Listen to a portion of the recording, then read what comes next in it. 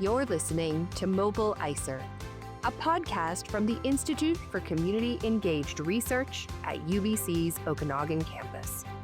I'm Dr. Christine Schreier, linguistic anthropologist and director of the Institute. This podcast has been produced on the ancestral and unceded territory of the Syilx Okanagan people. We recognize that we are visitors on these lands and thank them for sharing their territory with us.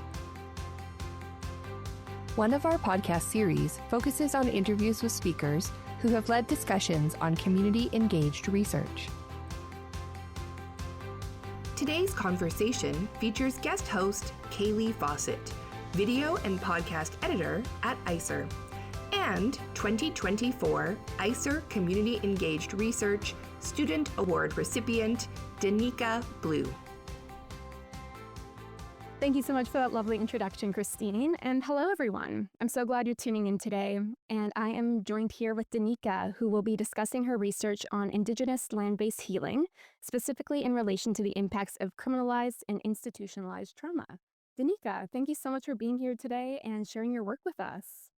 Yeah, thank you so much for having me. It's great to be back in the ICER scheme again. So wonderful. So yeah, let's get started. I'm really curious to learn more about your research, and I was wondering if we could start with what the main focus question that drives your research. yeah, it's hard to state it as a question. I've kind of thought about this within even my own dissertation and how we often come to research with a research question, but authentically, this all came from stories. And so the stories that resulted in the research were working alongside individuals in community. I worked in a Secwepemc community for quite a few years, over 5 years, and my role there spanned from a social worker, program facilitator, A&D worker, kind of just any role to fit the social work realm. And from there, I worked with a lot of people who were coming out of jail and saying that they weren't, being welcomed back into community in the ways that they had hoped. And so that's for a lot of different reasons. I mean, there's stigmatization of people who have been incarcerated, and that follows them on for the rest of their lives.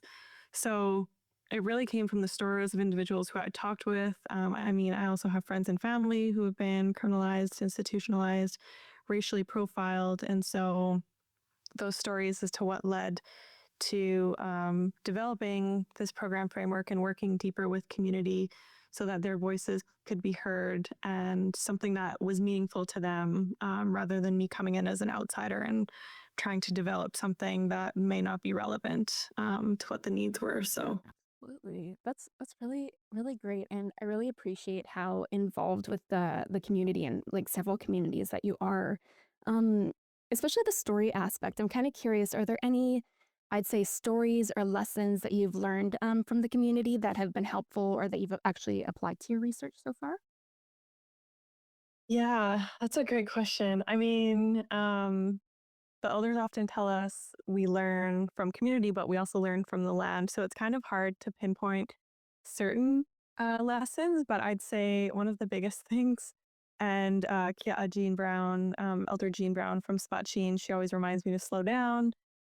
And I've really noticed this within research. I find that there's always a busyness within academia. I mean, we all know that, we all see it, we experience it. And so, yeah, learning how to slow down, even going through my transcripts now and listening to conversations with community, it feels like now looking back at it, I should have slowed down more. And I think trying to decolonize our minds to being in the moment, being really relational is really hard. So I'd say that's a big thing, but also there's a lot of different aspects to community-led research, and I think it is extremely difficult to maintain being community-led because there is often so many pressures from academia, from funding sources, anywhere from having sample sizes and sort of justifying certain aspects of the research rather than focusing on relationships and stories. And those might not always have a large sample size. And then I think the last thing too, and coming from, a family that is involved in academia I think that really impacted me into looking to academia to kind of have all the answers. And I think through this journey with research and being in community is that really recognizing that academia isn't always the answer. And especially within Indigenous communities, it's going back to the community for those answers. And unfortunately, academia can sometimes put barriers in doing specifically Indigenous research. And so it's different things that I didn't, I think, realize until I began, in a doctoral program. In saying that, though, I will say there's a lot of great mentors. I mean, my supervisor has been amazing in really holding me accountable to like my relationships and this work and recognizing that it all begins with community and it always surrounds community. So yeah, something's always to be learned. Definitely. I really appreciate just what you were saying about, taking the time to slow down and go back to community, go back to the land. Um, and that kind of makes me curious. What are some of your favorite things to do out on the land when you're with community? Oh, that's a good question. With being in community, community can mean a lot of different things, I think, for different people. And for me, there's different pots of community. So I don't think I'd mentioned this, but the research was done specifically with the Spotcheen community. And so being on the land within a research context, for us, that looked like going into the Kukuli on Spotcheen and having our visits there, or like our quote unquote um, research sessions. And so actually physically being on the land, even listening back to the recordings, it's really beautiful because you can hear the fire cracking. You can hear conversations in the back about like the bugs kind of around, and we're razzing each other about, keeping the Kukuli door closed because it was winter or the start of winter when we started to do this. Um, but also outside of research, it's been really important for me to spend time with, my friends, my fiance, my family, being out on the land and just regrounding in that way. A lot of the reasons that I'm still in academia is because of those conversations that were had on the land with a lot of my girlfriends, which have also gone to UBCO, and just learning from them and their experiences and recognizing the importance of being back in community to make sure we're doing this work in a good way. Absolutely. I really appreciate just what you're saying about, staying grounded as well, especially just within the context of your research. Mhm. And so I'm kind of curious if, obviously being outside, being with community, being in the land is very important. And, being with friends, family, fiance. Um, what are like, during those intense periods of your research where things are getting really busy and really heavy, what are some other ways that that you take care of your mental health or different ways that you just try to stay sane through it all? Yeah, I would say having authentic conversations and just raw conversations with people close to me. And so that's, includes my supervisor, Dr. Gabrielle Legault, just being able to talk with her through different graduate study ideas that come up, but also a lot of my girlfriends that have gone through their graduate study. So people like Hannah Paul, Kiara Brody, Danny Pearson, and really leaning on them because it's very hard to explain to friends and family who've also been so supportive, but the intensity of graduate studies, and so it's really beautiful to have those relations. I also think too, like I kind of mentioned, but spending quality time with my fiance, we're always laughing, and I think that's a big part of where I find my self care is being with him and being able to just yeah, really enjoy each other humor. We always say like humor is medicine within Indigenous communities. There's so many things, so I'm kind of gonna like list them. I went to a writing retreat, Indigenous writing retreat, and one of the elders had said, when you're in your studies, the two first things that are going to leave is your spirituality and your physical activity. And he said those things need to stay grounded, or you're not going to be living holistically. So for me, it's really important to keep intentional with my spirituality. So for me, that's like praying, doing prayer walks, doing Bible studies, regrounding myself within like the biblical morals that I've grown up with community. And then also other things like therapy. That's so important. I have an amazing therapist who's also been a mentor. Alongside therapy is I have almost weekly calls with Jean Brown, and so she really grounds me. And reminds me to take care of myself.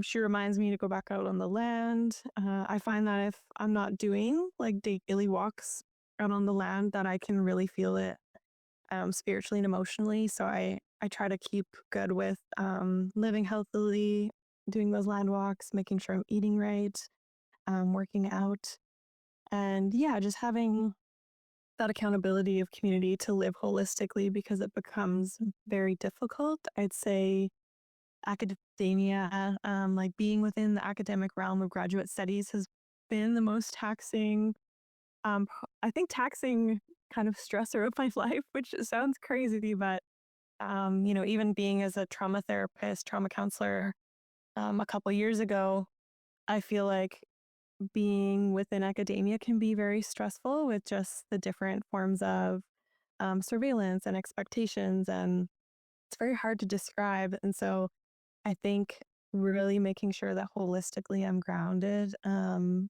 then being accountable to like my community and my family alongside that, which I think is huge in keeping myself in a good way. Absolutely. Yeah, it just sounds like you have a really, excellent support circle that you've created for yourself as well, both within the community and then within the academic community as well. What's resources, either on campus or within the community, have been most helpful to you during your studies and throughout your research? Hmm, that's a good question. I think again going back to like the actual community that's come from UBCO. So within, the Indigenous Student Center and with SAGE, which I'm totally blanking on the acronym. But for Aboriginal Indigenous graduate students, I found some really great connections there, going to the conferences. And so I'd kind of mention, Kiara, Hannah, and Danny, and being able to be with those people because they have such a lived experience, including my supervisor as well, Dr. Legault, and that they're really able to lift me up and kind of walk me through things because they understand those stresses, and then also lead to different academic resources that might be available. So, yeah, it's hard to name specific resources like on campus, I would say, but I'd say more so it's the communities that are on campus that allow you to work through things that your family and friends don't understand, but really take care of your soul, if that makes sense. Yeah, and I'm not on campus as much as a like graduate student, but I do find that being within the communities that I built on campus, if that makes sense. Absolutely. That definitely makes sense. Yeah, I really appreciate that. Thank you for sharing. So, obviously, you've been going through this research for some time now. Just kind of thinking back to when you first started, is there any advice that you would share with your younger self, or even with researchers who are just getting started on their journey, or any tips or things that would be helpful to know that you didn't know then? Oh, another good question. I'd say I was kind of lucky because I, when I was starting to look into graduate studies, actually reached out to Dr. Gabrielle Legault and was asking her questions before even having like any intention of going into academia. And she was a great mentor, even before committing to being my supervisor, saying, you really got to prioritize community, stick to your boundaries. And so, because I had that mentorship before going into graduate studies, I was really blessed. One of the big things that I think I would say started even before going into graduate studies within like learning how to write journals was prioritizing community voice. And so, for example, within academic journals, some editors would come back and say, oh, you should change it this way. You should change this terminology. Maybe rewrite it this way. And a lot of it had to do with certain aspects that were important to community. And so just sticking to my boundaries and sticking to my morals and values, and prioritizing and fighting for community voice and decisions. Um, and that goes into like research as well, is that there are certain things that, different areas of academia might not understand for community voice and decisions. And so really fighting for that. And then also um, sticking to boundaries overall in general. So I find that within academia, we have many different pressures of, doing in field research. Well, also working RA or TA ships and being pulled into conferences and all these different expectations. But it's important to stick to the boundaries that you had even before coming into academia. So I never put academia before community. I never put it before my family. I make sure that I'm sticking to those boundaries and staying immersed in community. Um, and also, those boundaries include prioritizing personal health. So sometimes, and Danny Pearson's been amazing for this, and it really has taught me, you just need to take a nap sometimes. Like, you have a really busy day, but sometimes you just need to take a 30-minute nap. And so recognizing that you can't help community if you're not helping yourself. And so just really making sure to prioritize your personal health, because it is not worth, having a mental breakdown to meet expectations, which might not even be on paper, might be our own expectations, might be institutional expectations and timelines. Um, yeah. And then the biggest thing I would say is to, when doing community engaged research, is being accountable to the community and being open and flexible for community. So things change. I mean, um, ethics sometimes takes longer than the community wants it to. And so really working with community to meet their needs and being open to changing things so that it respects community protocol. But I should say, in saying that, prioritizing community protocol so that that comes before academia, if that makes sense. So different things like that, I would say. Yeah, and just really staying true to those morals and values. Absolutely. Like definitely having those boundaries to prevent that burnout is so essential, because I think you see that so often, grad students where they're getting pulled in so many different directions, and it's really overwhelming. And I think it's also knowing a bit of, trusting your own intuition to know what you can handle and, where your capacity is at. So that way you're not sacrificing those other important parts of your life, which, come above academia. So I really appreciate um, just what you're saying there. And since we're doing a podcast here, I was curious, are there any podcasts that you're listening to right now, or that you enjoy? Yeah, so man, there's like a massive list. So if I could just like probably say a couple, but um, kind of touching on how I was saying that, the elder was saying your spirituality and your physical health is usually the two kind of corridors of holistic wellness that disappear. So for me, I listen to like a lot of faith-based podcasts. So The Deep End by Lecrae, he's a Christian rapper. And then also different holistic wellness ones. So The Huberman Lab by Dr. Andrew Huberman. I am ridiculous because I bring him up way too much to people. But I really appreciate how he de-jargonizes science and brings it to people in a really humanistic way. And then also Ear Hustle. It's a podcast down in a San Quentin prison. And so it's real life stories of people that are inside who were institutionalized and maybe out in community. And I think it just gives voices and an authentic look as to what it's like, specifically in the US prison system. Um, but also this year I've been opened up to a lot more audiobooks. So I know that doesn't technically count as podcasts per se.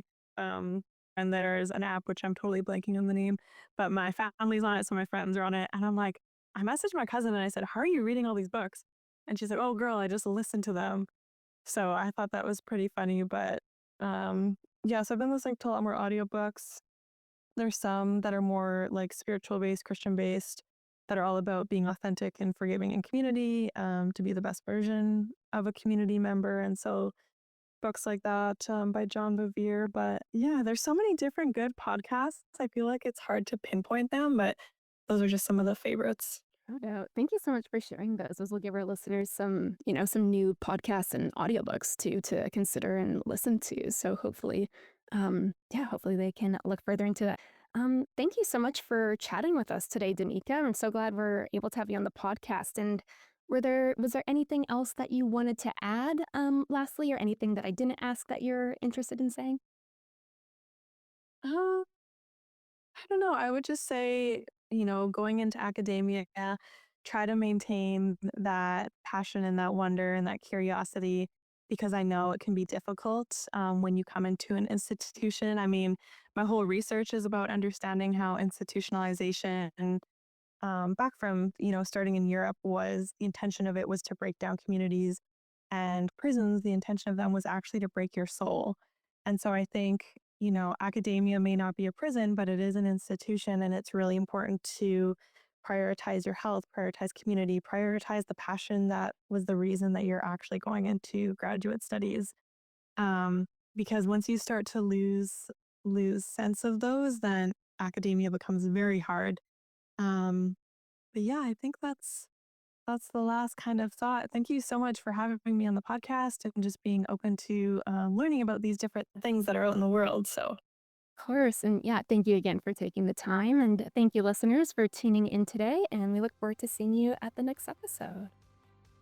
You've been listening to the Mobile ICER series, Extending the Conversation, a podcast from the Institute for Community Engaged Research at UBC's Okanagan campus. Produced by Joanne Carey, Christine Schreier, Kailee Fawcett, and Chantel Choga. Today's episode was guest hosted by ICER video and podcast editor Kailee Fawcett. Edited by Chantel Choga. Music by Scott Holmes. Artwork by Madeline Leakai. Thank you for listening.